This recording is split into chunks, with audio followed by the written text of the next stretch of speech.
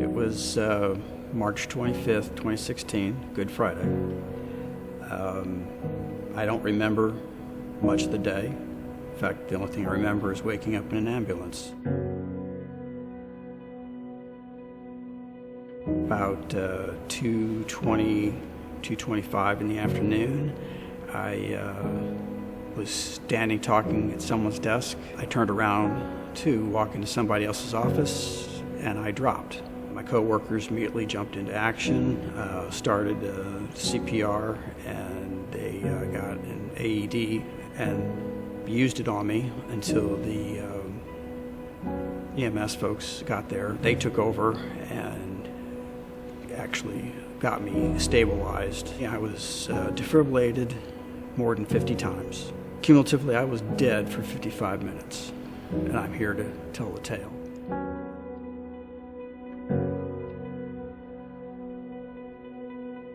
At 3:30, as I was pulling out of the parking lot, the ER notified me that they had a heart attack coming in. Parked my car again, and went to the hospital to meet Frank for the first time. Trying to start the case and get the case done and fix the blocked artery in between trying to resuscitate him. The problem was Frank's rhythm, his electrical rhythm, was so unstable. Not every 5-6 minutes, every 15 seconds, 20 seconds. So we would shock him, put him back in rhythm. We'd have a rhythm, and 15 seconds later, he'd be out of rhythm, shocked again. This kind of went on for 45 minutes.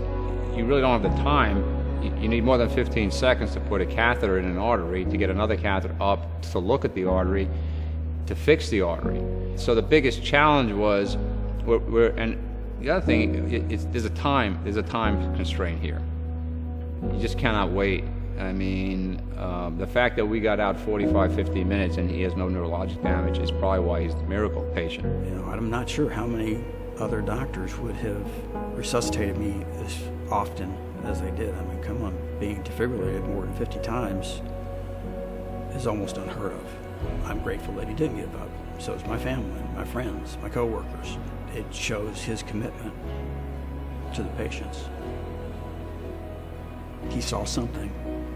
I've learned since the event, that apparently he was talking with me before they were going to go in and put the catheter up there to take care of it before I went into VFib again. And he said, "I'm going to take care of you." And he did. You have to make a decision, and the decision really is, do you proceed forward knowing that the chance of recovery may not be good because of brain death? And that's a tough decision to make because you can't go back and undo the decision. In Frank's case, it was kind of, I promised him when I saw him in the emergency room and then on the cath table that just give me a couple of minutes and I'll have this fixed. So I like to be a man of my word.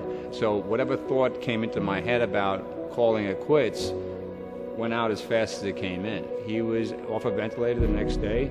He was awake and alert, and that's what made the difference. Because in that period between I fixed his artery and left the hospital and I saw him wake up, I didn't know, and I didn't have a lot of really confidence that after 45 minutes of having a cardiac arrest, that he was going to wake up and have complete functional recovery. So that's why I keep him on my phone. Picture Frank and me in the office. I mean, I don't know how many times I've heard from, the doctors that were there while I was recovering, the doctors, the nurses, they referred to me as the miracle patient. The best feeling about really medicine is walking in the next day and seeing Frank in bed with his family around him. This was a team effort. Had I been by myself with all the equipment around me, I could guarantee you that this would not be the same outcome. I had a very good staff, and if any applause needs to go out to, it's to the staff that worked with me, because without them, I can't do my job. And with them, this is the success. And for me, Methodist Richardson was the final piece to the puzzle to save my life. I'm a firm believer that success always starts at the top. The fact that you have that hospital led by an administration who's up to date, who wants to build it, who brings in quality people, is important. Had the administration decided to cut corners and not buy state-of-the-art equipment, maybe things would have been different. I believe if they weren't in the community, I wouldn't be here today. That facility, they had the latest technology in place. They saved my life. I mean, if it wasn't there, who knows what would have happened. And it gives people hope.